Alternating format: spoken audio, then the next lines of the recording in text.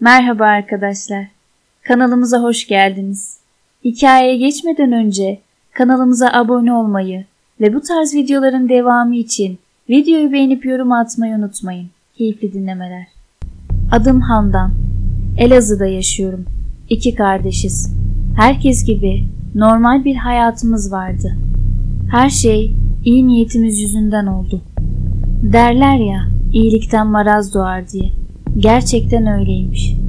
Annem o gün poğaça yapmıştı. Kapı komşumuza da götürmem için bana biraz poğaça verdi. Ben de alıp kadına götürdüm.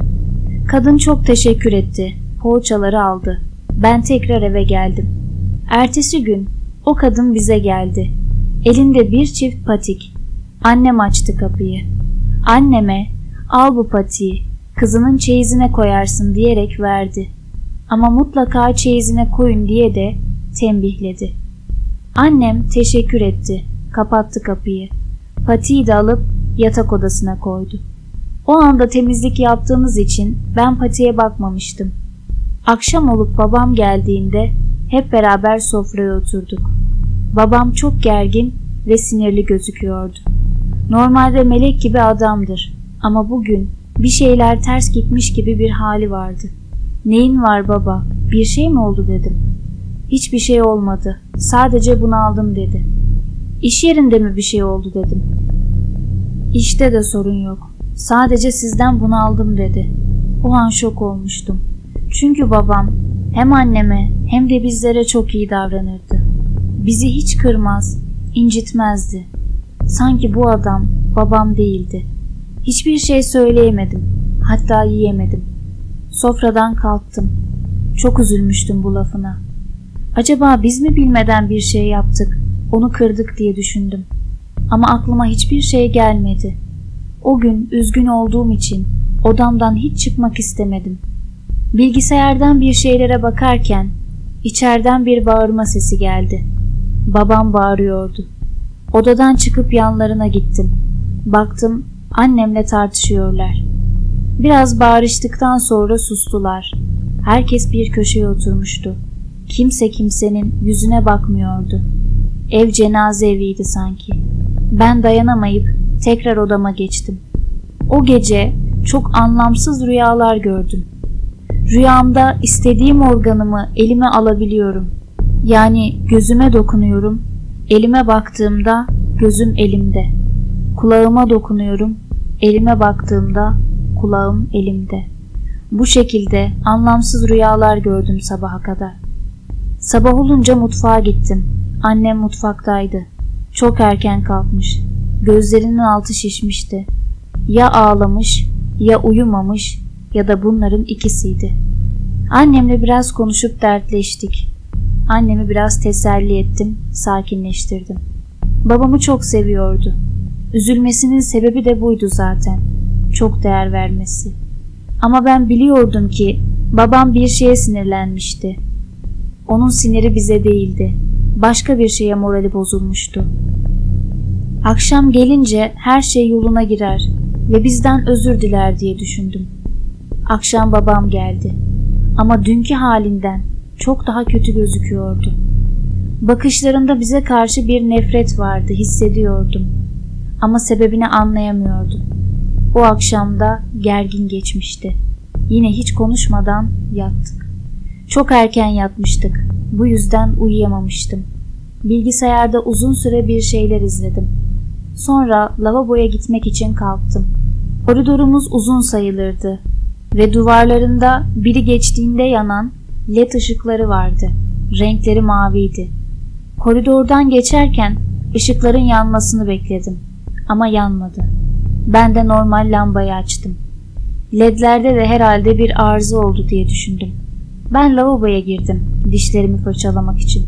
Suyu açtığımda koridordan gelen bir ayak sesi duydum. Herhalde ışığı açtığım için evdeki birilerini uyandırmıştım.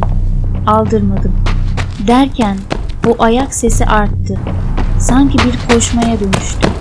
Koridordan birisi aşağı yukarı hızlıca koşuyordu. Hemen açtım kapıyı. Koridora baktım. Ama hiç kimseyi göremedim. Saat geç oldu, uykum geldi. Herhalde o yüzden beynim bunları uyduruyor diye düşündüm. Çünkü bunların hiçbir mantıklı açıklaması yoktu. Odama doğru yöneldim. Bu sefer led ışıklar yandı. Ama kırmızı yanıyordu. Aslında bizim ışıklarımız mavi yanardı. Kırmızı yandığını daha önce hiç görmemiştim. Şaşırdım ama bunu da önemsemedim. Çok uykum gelmişti. Odama geçip yattım. Tam uykuya dalmak üzereydim. Annemgilin odasından gelen çığlık sesiyle yatağımdan fırladım. Bir anda annemgilin odasına daldım. Annem duvarın köşesine geçmiş, korkarak yatağa doğru bakıyordu. Babam ise yatağın içinde oturmuş, anneme şaşkın bir şekilde bakıyordu. Ben hemen anneme sarıldım. Ne olduğunu sordum. Konuşamadı. Hemen gidip mutfaktan su getirdim. Yatağa oturdu. 1-2 yudum sudan içti. Sonra da hayal miydi, gerçek miydi anlayamadım. Babanın başucunda bekleyen siyah bir varlık gördüm dedi. Babam da tekrar sinirlendi. Böyle bir şey için mi bu kadar bağırdın? Hayal görmüşsün işte. Boşuna uyandırdın beni deyip umursamazca yattı. Ben annemin elinden tutup mutfağa götürdüm. Ne olduğunu detaylıca anlatmasını istedim. Annem de çok kötü bir kabus gördüğünü, kabustan uyandığında da gece lambasını açıp su içtiğini, o anda da babamın başucunda bekleyen siyah bir varlık gördüğünü söyledi. O da karanlık olsa benzettim derdim. Ama gece lambası açık olduğu için odadaki her şey seçilebiliyordu. Ben gördüğüme eminim aslında dedi. Anne dedim, gel bu gece beraber yatalım. Babam da umursamıyor zaten dedim. Tamam dedi. Benim odama geçtik. Beraber biraz dertleştik, konuştuk. Sonra da birbirimize sarılıp uyuduk. Kardeşim benden 5 yaş küçüktü. Bu olanları ona anlatmıyorduk. Çünkü korkmasını, etkilenmesini istemiyordu. Biraz da duygusal olduğundan her şeyi kafasına takardı. Bunun için gizledik. Sabah saat 4-5 civarı annemin telefonu çaldı. Gözümü zar zor açarak telefona doğru uzandım. Baktım bizim kapı komşusu arıyor. Patikleri getiren teyze. Adı Seyhan. Çok şaşırmıştım. Bu saatte bizi arayıp ne söyleyecekti? Annem de uyandı. Baktı. Kim arıyor dedi. Seyhan teyze arıyor dedim. Ne diyecekmiş ki bu saatte dedi. Merakla açtı telefonu. Dediği şey çok saçmaydı. Seyhan teyze evde olmadığını, kocasını arayıp ulaşamadığını söylüyordu. Ve bizden zillerine basıp kocasını işe gitmesi için uyandırmamızı istedi. Gerçekten çok şaşırmıştım. Annem de şaşkınlıkla tamam deyip kapattı. Az sonra babam kalktı. Annem babama söyledi. Seyhan ablanın ziline bas, kocasını uyandır dedi. Babam da tamam deyip çıktı. Biz biraz daha uyuduk. Sonra kalkıp yemeğimizi yedik. Ev işleri yaptık. Öğleye doğru babam geldi. Bugün işi olmadığını, erken bıraktıklarını söyledi. Normalde olsa çok sevinirdik. Ama babam bu haldeyken hiç sevinmemiştim. Aradan yarım saat geçti. Seyhan teyze geldi. Kapıyı kardeşim açtı. Kardeşime evde kim var diye sormuş. O da annem, ablam ve babam var demiş. Kardeşimi iter gibi yaparak hızlı bir şekilde içeri girmiş. Salonun kapısına gelip babamı gördüğünde ise "Davut Bey, siz de mi buradaydınız? Bilmiyordum burada olduğunuzu. Kusura bakmayın" demiş. Annem salona gidip kadınla biraz konuştu. Sonra da kadın gitti. O gidince kardeşim kadının yaptığını anlattı. Kapıyı açtım. Babamın olduğunu söyledim. Tamam deyip içeri girdi. Ama babamı görünce sanki haberi yokmuş gibi "Siz de mi buradaydınız?" diye şaşırdı dedi. Zaten tuhaf bir kadındı. Sabahın köründe bizi aramasından ne kadar tuhaf olduğu belli olmuştur. Ama bu yaptığındaki amaç neydi? Bu olay dışında o günde evde soğuk rüzgarlar esti. Babama bir şey desek sanki hemen kavga çıkaracaktı.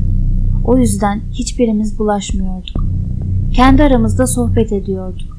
Ama biraz sonra babam bizim sesimizden de rahatsız olup "Televizyon dinleyemiyorum, susun" dedi. Annem bir şeyler söyleyecek oldu ama engelledim. Gel anne, biz mutfakta oturalım, daha rahat ederiz dedim. Babama da sert bir şekilde bakıp odadan çıktım. Mutfakta da bir koltuğumuz vardı. Orada oturduk. Biraz oturunca kardeşim ders çalışmak için odasına geçti. Annem bana ve kendisine bir kahve yaptı. İçerken kardeşimin sesi geldi.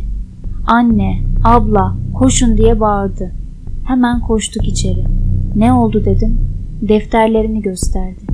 Defterlerinin kenarları yanmıştı. Sanki biri özellikle ateşe tutmuş, kenarlarını yakmıştı. Dokununca artık kül olmuş kenarları dökülüyordu. Bütün defterleri aynı şekildeydi. Kardeşim ağlamaya başladı. Biz de annemle şaşkınca birbirimize baktık. Bu nasıl oluyor diye. Annem babamdan şüphelendi. Bu eve başka kimse girmediğine göre, babam da son zamanlarda tuhaflaştığına göre bunu da yapmış olabilirdi. Bu artık fazla oldu deyip salona girdi. Çocuğun defterlerini yaktın, eline ne geçti dedi. Babam ne defteri ne yakması, ne saçmalıyorsun sen dedi. Annem defterleri gösterdi. Bu defterleri biz yakmayacağımıza göre kim yakmış olabilir dedi. Babam da ders çalışmamak için kendisi yakmıştır dedi. Kardeşim suçlanınca daha da çok ağlamaya başladı. Zaten korkmuştu ve üzgündü. Bir de babam üstüne gidiyordu. Ama babam da ben yakmadım diyordu. O da yapmadıysa kim bunu yapacaktı? Bu nasıl mümkün olabilirdi? Annem kardeşimi üzülme kızım, ben sana yeni defterler alacağım diyerek sakinleştirmeye çalıştı. Akşama kadar kardeşimi sakinleştirmek için uğraştık. Akşam olunca ben kardeşimin odasına girdim. Az sonra annem de telefonunu ve şarj aletini getirerek odaya girdi. Bizim odadaki priz dolu, bunu buraya takacağım bu gece dedi. Tamam dedik. Annem iyi geceler deyip odasına gitti. Kardeşim de bana, abla benim odama ya birisi giriyorsa dedi. Ben korkuyorum, benimle yatar mısın bu gece dedi. Korkacak bir şey yok ama tamam, istiyorsan yatarım dedim. Beraber yattık. Saat 11:30 gibiydi. Kardeşim uyumak üzereydi. Ben de düşüncelere dalmıştım. O anda annemin telefonu çaldı. Baktım, Seyhan teyze arıyor. Sabahın köründe aramaları bitti. Bir de gece aramaları başlamıştı artık. Bunu ona ima etmem gerekiyor diye düşündüm. Telefonu açtım. Efendim Seyhan teyze. Bu saatte aradığına göre herhalde çok önemli şeyler olmuştur dedim. Seyhan teyze, ''Aa sen miydin? Ben annenle konuşacaktım.'' dedi. ''Annemler çoktan yattı Seyhan teyze. Hani saat çok geç oldu ya.'' dedim. İma eder gibi. ''Anladı mı bilmiyorum.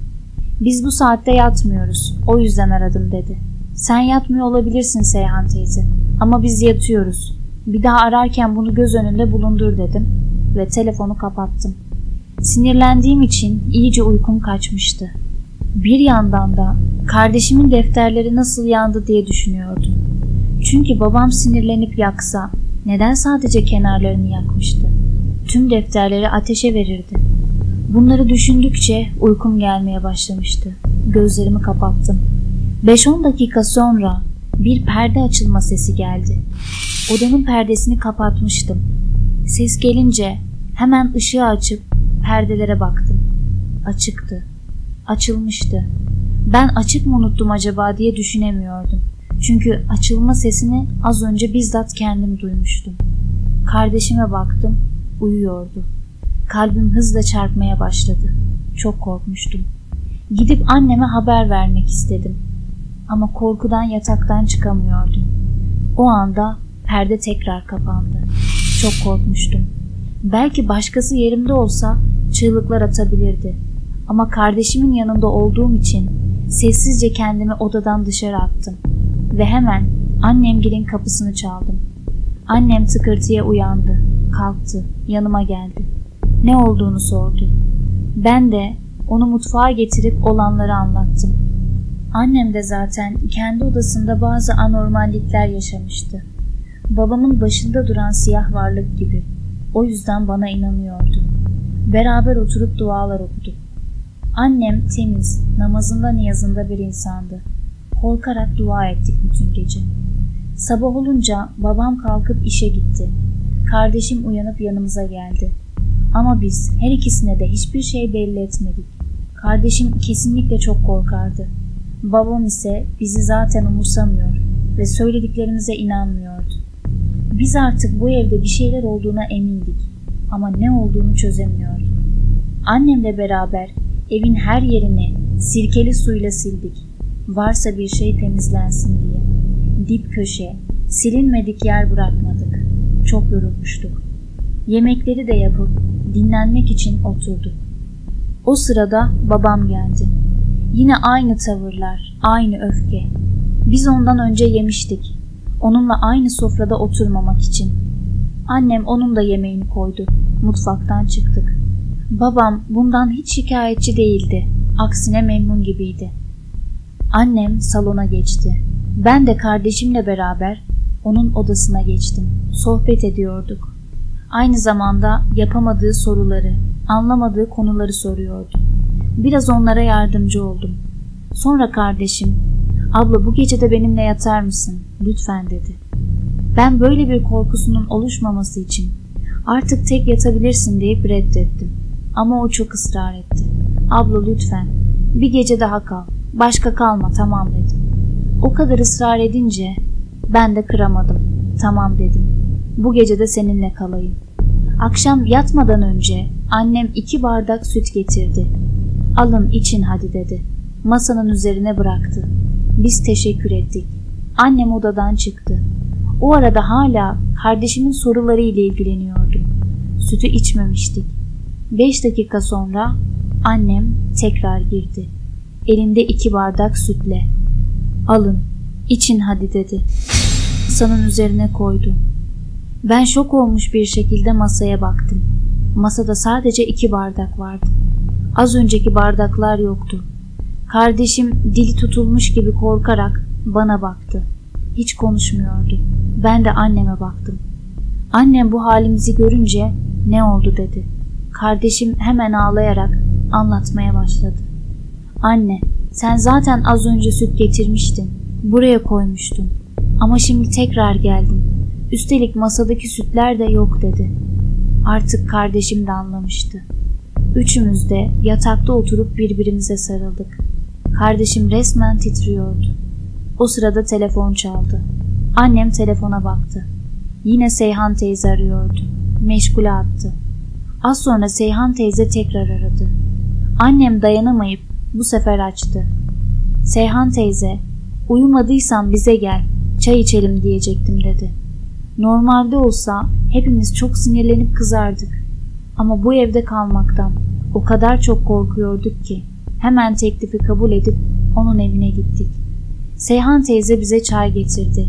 Biz hala yaşadıklarımızı düşünüyorduk. Kendimizde değildik. Seyhan teyze durumu hissedip "Sizde bir haller var," dedi. Biz önce "Yok falan," desek de var anlaşılıyor," dedi. Annem de çaresizce anlatmaya başladı. Tüm yaşadıklarımızı söyledik.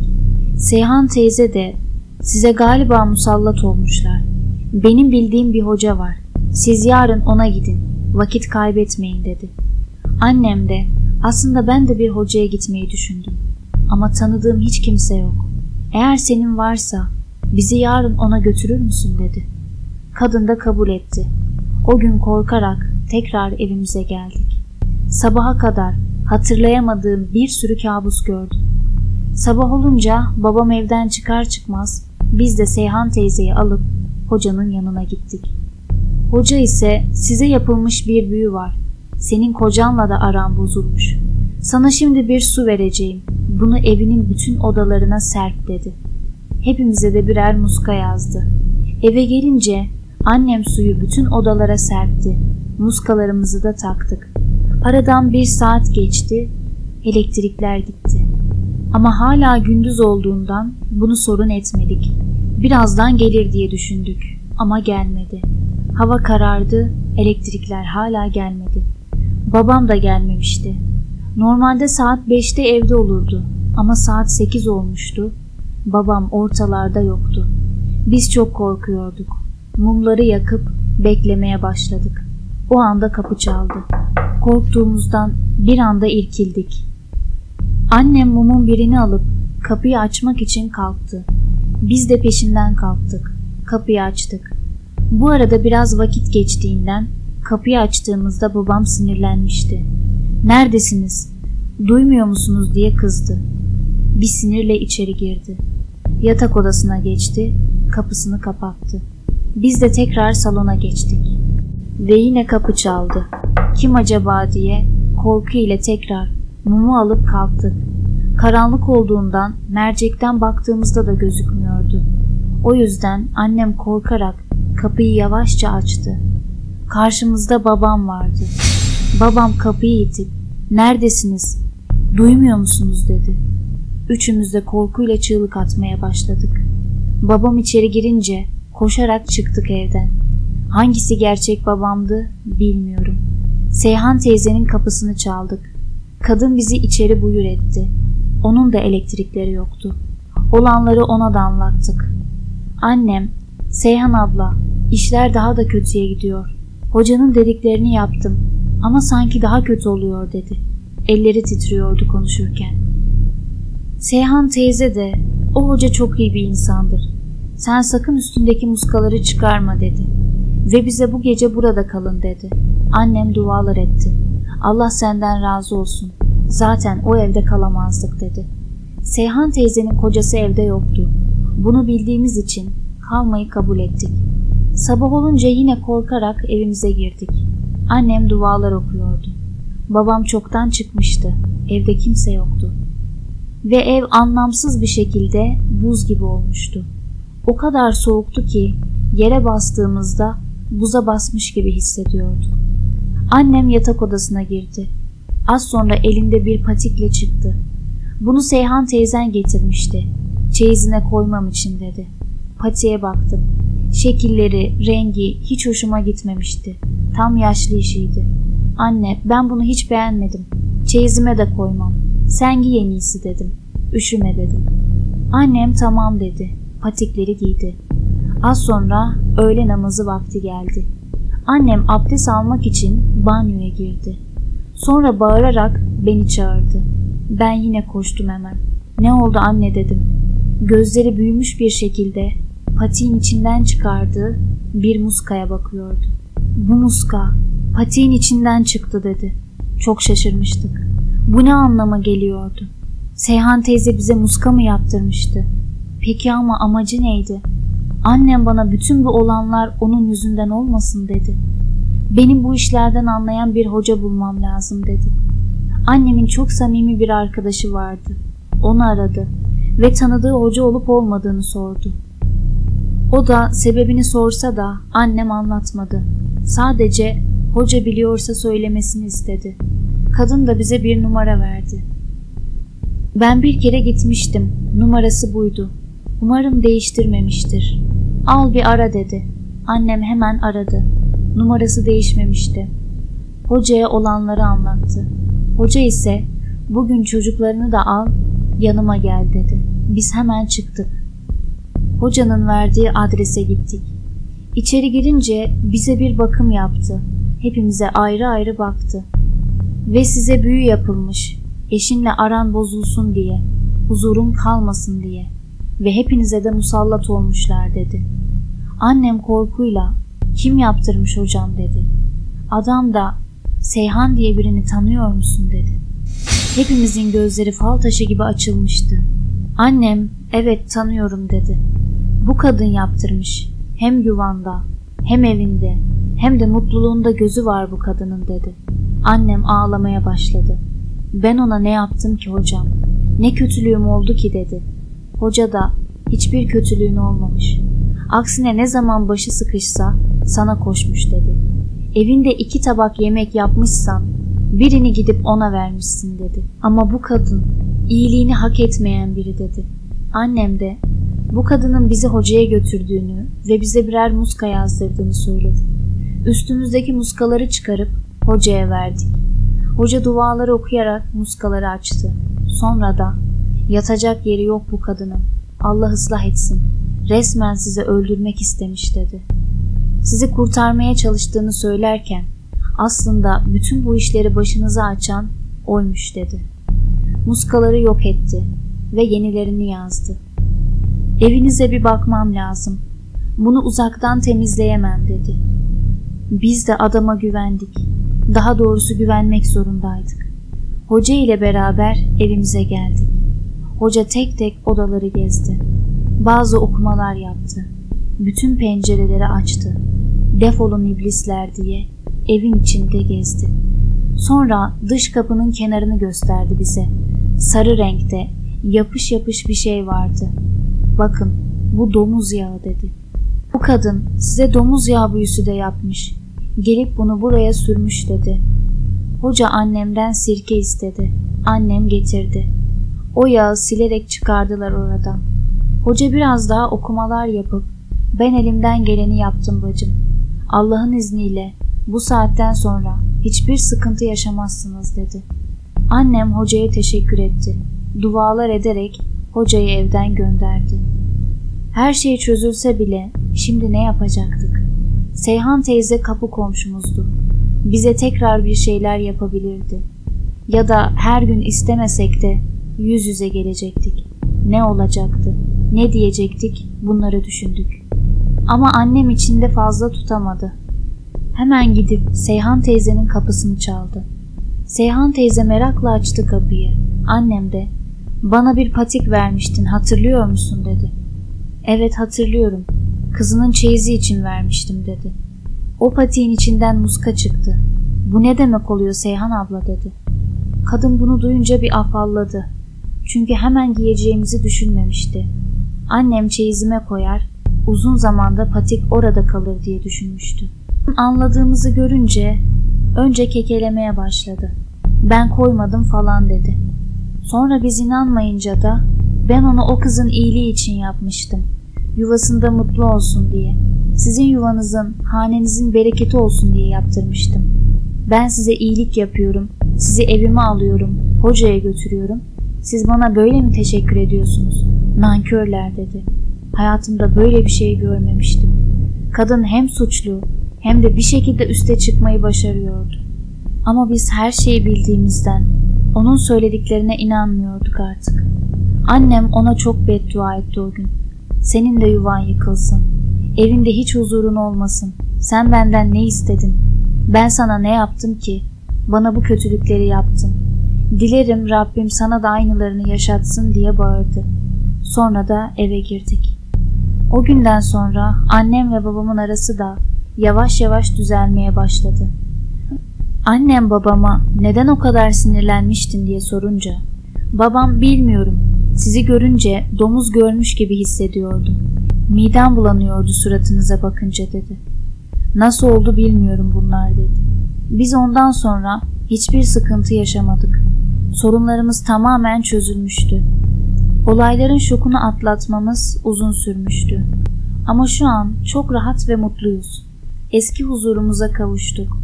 Seyhan teyzeyi soracak olursanız annemin bedduaları tuttu. Kadının beynine pıhtı attı ve felç kaldı. Kocası da "Ben sana bakamam" diye terk etti. Kadın öyle felç haliyle bir başına kaldı. Bir tane oğlu vardı. O geldi Seyhan teyzeyi götürmek için. Seyhan teyze hala onunla yaşıyor. Ama duyduğumuz kadarıyla oğlu da bıkmış bakmaktan. Komşularımızdan biri ziyaretine gitmiş ve oğlu "Ölse de kurtulsam" diyormuş. Hem de annesinin yanında. Onun için en büyük ceza bu sanırım. İnanın hiç üzülmedim kadına. Birkaç defa da helallik almak için haber yolladı bize. Ama gitmedik. Şükürler olsun ki ilahi adalet yerini buldu. Sizlere tavsiyem, kimseye kolay kolay güvenmeyin.